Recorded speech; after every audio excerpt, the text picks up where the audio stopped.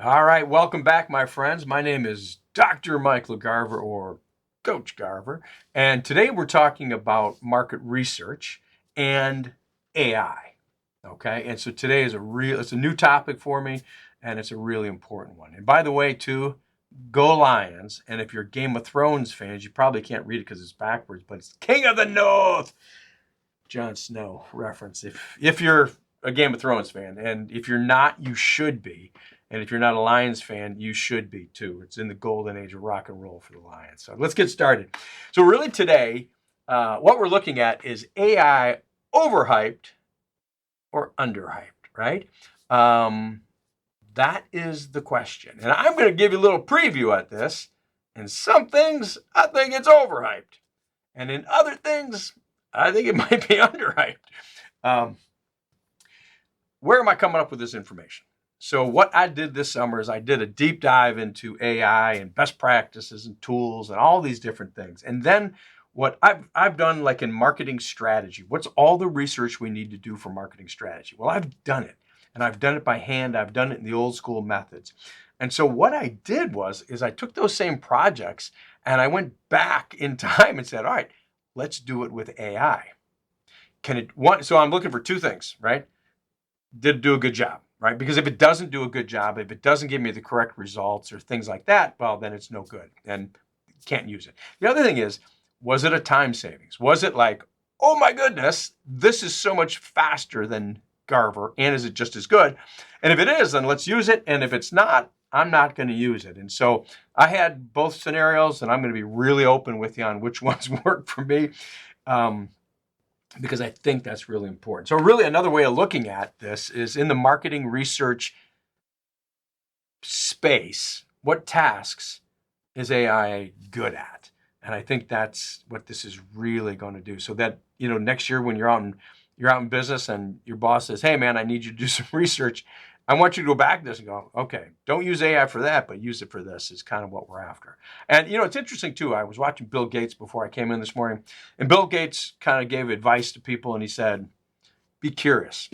Love it. Sounds like Ted Lasso. And if you haven't watched Ted Lasso, that's another one you got to watch. But be curious, learn, right? Continually learn, and then learn new tools. And AI are the new tools. And hey, let's learn new tools. Let's go get them. So before we get started, I got to go back to this video. I did it a little while ago. You saw me. And this is everything here. Probably in this research, a lot of the stuff that I'm talking about is if you have great source data that it's pulling from, we're halfway there. Okay. When I did this, if I wasn't specific on saying the right type of source data, it gave me terrible results. In fact, it would be misleading results. And it's like, oh my God. So this great source data is really important. And what you've got to do is, when I go to AI, the first thing I looked at is where to get the information from. Is that good? Is that good? Is that good? And then if it didn't pull good, I'd give it some good stuff, right? But my point is that's one of the most important things we can do. And then the other one is I've got a specific plan, and I need to have that plan illustrated in prompts. So let's go to data analysis in my case, or let's go cleaning the database. We're going to talk about that here pretty soon too. Is when I do cleaning the database, I've got like a strategy in mind. It's like a theory of cleaning databases. It's a plan. It's a specific plan of looking for this, looking for this, looking for this, looking for this, looking for this, looking for this, and it better show up in the prompts. And when I cleaned the data without any specific plan, prompts, just please clean this database for me, it does a horrible job. But when I give it good prompts, then it can do a really good job. So those things, that's, I guess, everything we do is you got to have good source data, and you better have really good prompts that lay out specifically what you're looking for. So, all right. Hey, with that said, let's get moving. So this is kind of like a big picture strategy or market research for marketing strategy, right? So it starts off we got to define the market, right? And once we, not an AI thing, but once we define the market, then the first step is we got to estimate market potential. How much money is in there, how much units are in there, what's the potential, and where's that potential going over the next 10 years? Can we use AI for that? Yeah.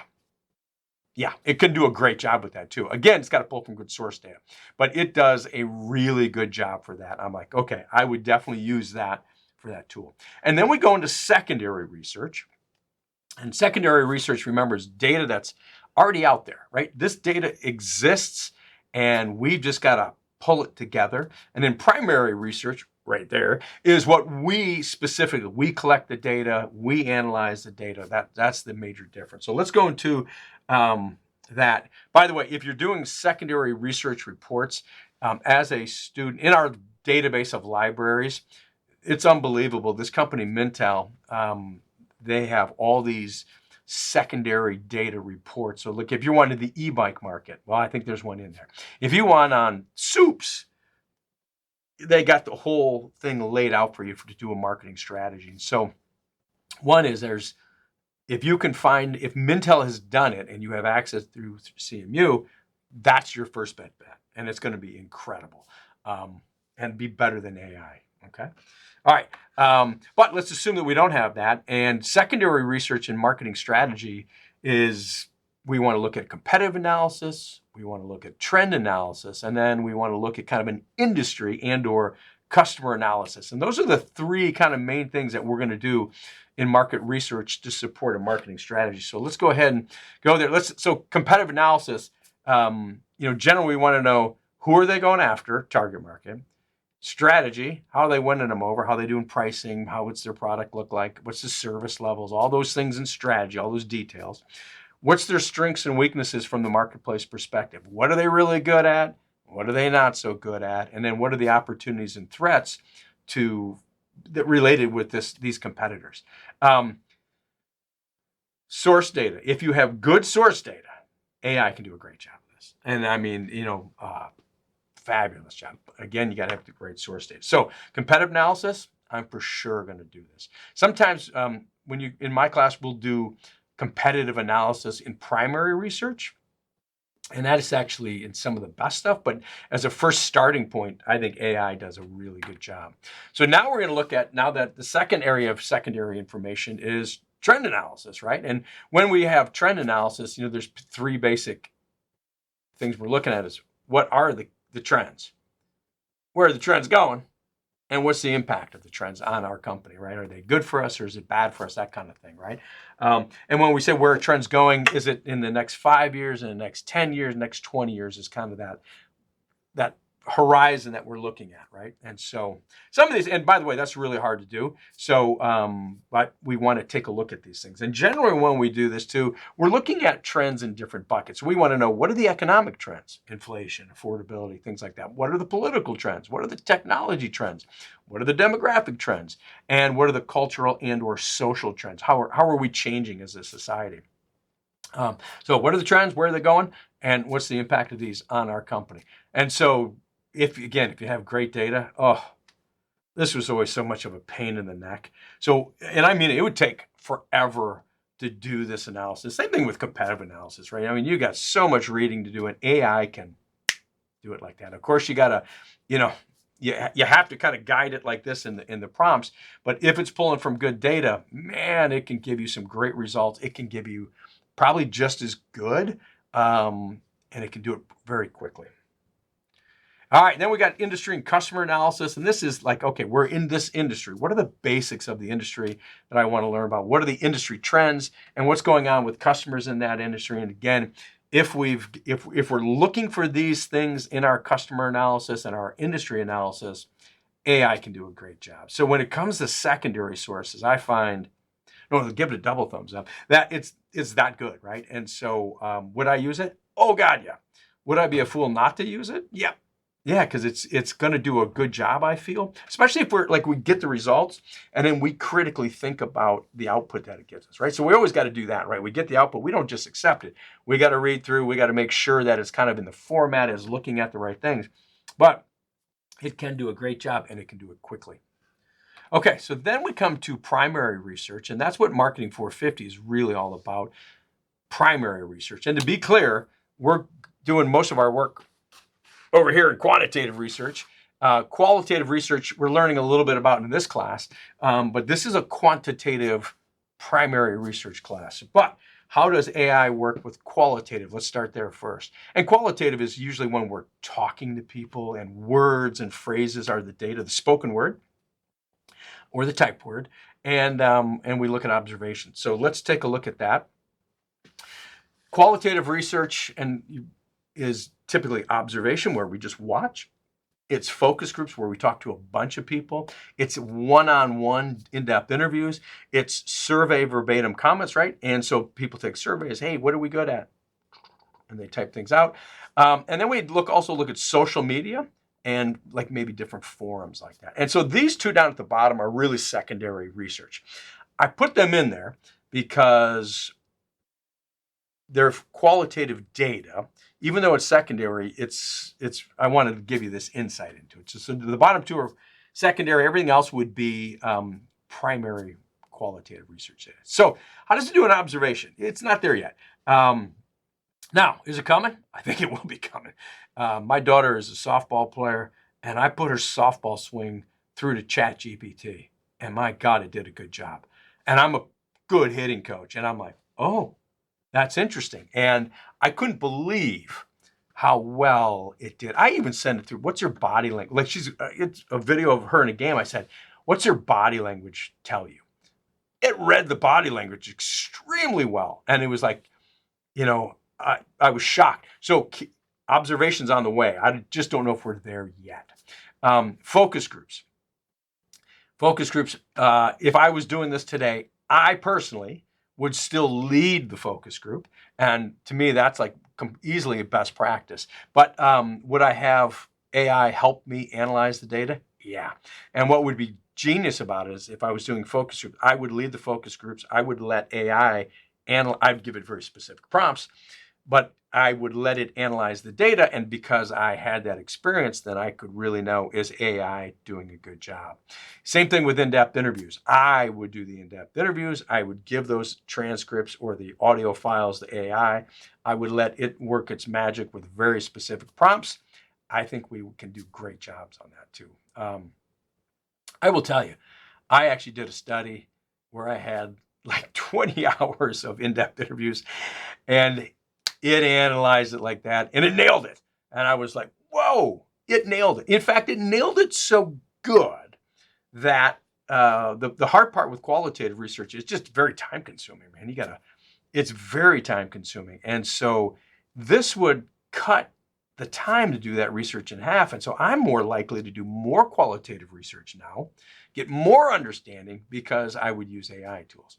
Survey verbatim comments, actually in the ninth thing that we're going to do, the ninth project of this class, we're going to analyze with AI. And why? Because it does a damn good job. All right, so that does good. And I think we're in the social media posts and the forum, it can do the same thing, right? It can do a great job. You just got to make sure you get it to the right places. And I think it can do a pretty darn good job with that. So, especially given the time savings on all that stuff. So, okay, all right, let's keep going. Quantitative research is what this class is all about. Let's start with surveys. I gave it a very broad survey, like, hey, create me a CX customer experience survey on Netflix. And it did a terrible job. It was awful. Then I gave it very specific prompts. It almost felt like more of a pain in the neck to do it than what it was worth, right? So right now, I'm still writing the surveys. However, what would I use it for? If I was going into to do a survey, CX survey, would I do it to get my list of attributes? Yeah, I would, for sure. At least I'd use it as a brainstorming. And the list would come up and I would say, let's add to it, let's take that away. It would definitely help. Would it help with priming questions? Oh God, yes, I think it would that too. The real area for me would be is, who are the best competitors, right? So let's say I'm doing Netflix and I want to know, who would the best competitors of Netflix be? I would go to AI and it would give me a laundry list of all the giant competitors, and then that would help me kind of construct my surveys too. So the other thing in surveys too that I got to tell you about is sometimes we're like, hey, what do you think about this concept? And it might not be a real concept, so we may need a picture and or a video explaining something. Well, I think AI pictures and AI videos can be great for that kind of stuff, kind of explaining what it looks like or what it might look like. At times we use that and it could be helpful. Data collection, I still think, this is a kind of a pretty simple process. I just don't see major advantages to using AI. The only thing would be to write the email, which is like usually we send an introduction email to people. I use the same email basically over and over again, and I make minor adjustments to it. So I just don't see that being helpful with AI. Sorry. Data cleaning. Oh, I like it. Yeah. In fact, after I do this video in here, I'm going to do one on how do we use AI to clean database, which is I think it's your second assignment with me is cleaning databases in SPSS.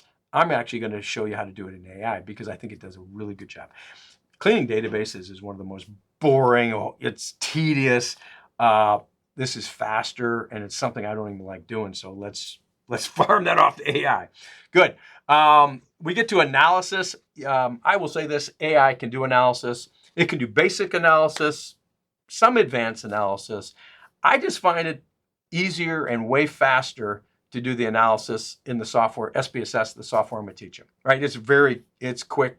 Get it and analyze it. I don't see it. Does it do it better in AI? No. Is it a time savings? I don't think so. And so right now, at least at the state of the art, the way it is right now, I don't think AI does a better job than that, right? I tested it for advanced analysis. It gave me the wrong answers. Terrified me. So I'm like, oh, no. Maybe good for basic analysis, but right now, it gave me the wrong answers. And it's like terrifying. All right, graphing. I couldn't get to do graphs to save my life, right? Like I'm very specific on how I want graphs to look. And it gave me horrible graphs. And then I went through like 5 or 10 iterations on this graph. And it was like, I finally gave up. I'm like, okay, not worth it. Just really struggling. I tried a couple different platforms. So I actually find with this analysis and graphing, I don't think it's the benefit, right? You can do it. I don't think it's better. I don't think it's faster. All right, my friends. So that's what we've really tried to do today is what tasks is AI good at? And some things, oh my goodness, it's a game changer, time saver, does a great job. Other things, it's just not there yet. But remember two things. You got to have good source data for this stuff. And then you've got to have a very specific plan in your mind, detailed prompts relating to that plan. And if you do that, then some of these things it can do a good job at. Others, I just don't think we're there yet. But at the pace of AI, this video is already outdated by the time you're watching it. So who knows what the future holds for us. So, all right, my friends, see you in the next exciting episode of Marketing 450. Go Lions, King of the North.